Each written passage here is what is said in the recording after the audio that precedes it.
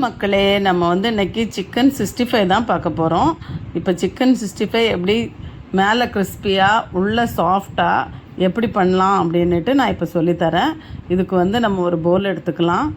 அதில் 2 ஸ்பூன் மிளகாத்தூள், 2 ஸ்பூன் தனியாத்தூள்,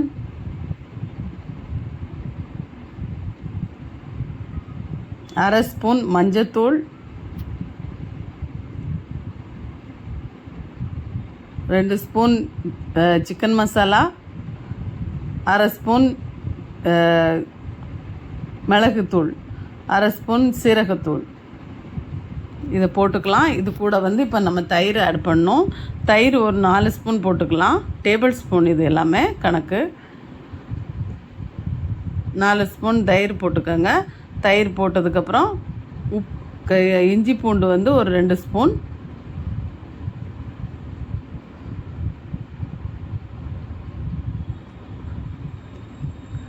இது கூட நம்ம உப்பு போட்டுக்கலாம். உப்பு போட்டு இதுக்கப்புறம் நமக்கு இந்த மசாலா ஐட்டம்லாம் முடிஞ்சுது. இப்போ நம்ம சிக்கன் போட்டுடலாம். சிக்கன் போட்டதுக்கப்புறம் இதுக்கு மேலே நம்ம இந்த மாவு ஐட்டங்கள் போட்டுக்கலாம். லைட்டாக ஒரு 1/2 ஸ்பூன் எண்ணெய் ஊற்றிக்கங்க. அதுக்கு மேலே நம்ம கார்ன்ஃப்ளவர் ஒரு 2 ஸ்பூன், மைதா ஒரு 2 ஸ்பூன், கடலை மாவு ஒரு 2 ஸ்பூன், இவ்வளவும் போட்டுக்கோங்க. ஒரு 1/2 கிலோ சிக்கனுக்கு இது எல்லாமே தேவையானது இவ்வளோ தான். வேறு எதுவுமே இதில் ஆட் பண்ண தேவையில்லை. சூப்பராக வரும். நல்லா மிக்ஸ் பண்ணிவிடுங்க. நல்லா எல்லா இடமும் கோட் ஆகிற மாதிரி மிக்ஸ் பண்ணிக்கோங்க. சிக்கன் அங்கங்கே வெள்ளையாக இருக்கிற மாதிரி விடக்கூடாது. அது ஃபுல்லாகவுமே நல்லா மாவு எல்லாமே மிக்ஸ் ஆகி வர மாதிரி போட்டுக்கோங்க. மிக்ஸ் ஆனதுக்கப்புறம் நம்ம இப்போ இதை ஒரு 1/2 மணி நேரம் சைடில் வச்சிடலாம். 1/2 மணி நேரத்துக்கு அப்புறம் இப்போ பொரிக்கிறதுக்கு எடுத்துக்கலாம். இப்போ கடாய் வச்சு எண்ணெய் ஊற்றிக்கங்க. ரொம்ப எண்ணெய் தேவையில்லை. நம்ம கொஞ்சம் கொஞ்சமாக போட்டு எடுத்துக்கலாம். நிறைய எண்ணெய் ஊற்றி அந்த நிறைய எண்ணெயை வேஸ்ட் பண்ண தேவையில்லை. கொஞ்சமாக ஊற்றிக்கங்க. எவ்வளோ தேவையோ அவ்வளோ மட்டும் ஒரு டைமுக்கு போட்டு எடுங்க. இப்போ பாருங்கள், அந்த கையிலேருந்து எடுத்து போடும்போது அதை தனித்தனியாக உழுற மாதிரி போடணும். அந்த பீஸை அப்படியே அள்ளி அப்படி போடக்கூடாது. ஒன்று ஒன்றா அப்படி பிச்சு போடணும். அதை அப்போ தான் அது எடுக்கும்போதும் நல்லா தனித்தனியாக உதிரியாக வரும்.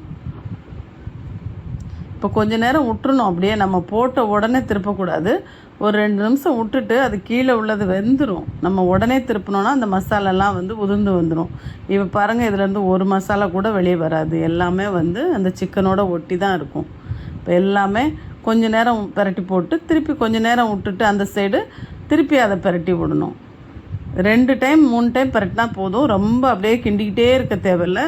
கிண்டுனா அது வேஸ்ட் ஆகிடும், அது உடையும், நல்லா இருக்காது. இப்போ நல்லா மேலே பார்த்தீங்கன்னா நல்ல தளன்னு ரெட்டாக இருக்கும். இந்த டைம் அது வெந்துருச்சு.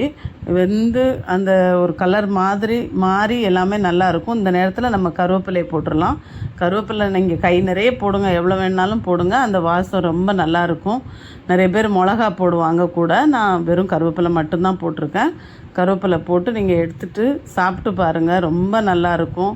ரொம்ப சூப்பராக இருக்கும். சாப்பிட்டு பார்த்துட்டு எனக்கு கமெண்ட் பண்ணுங்கள். ஒன்றுமே இல்லை, இதில் கொடுத்துருக்குற எல்லா மெஷர்மெண்ட் பிரகாரம் நீங்கள் பண்ணிங்கன்னா சூப்பராக வரும். ஒரு சிக்கனில் கூட மசாலா பிடிக்காமல் இருக்காது. ரொம்ப நல்லாயிருக்கும். சாப்பிட்டு பார்த்து சொல்லுங்கள். தேங்க்யூ.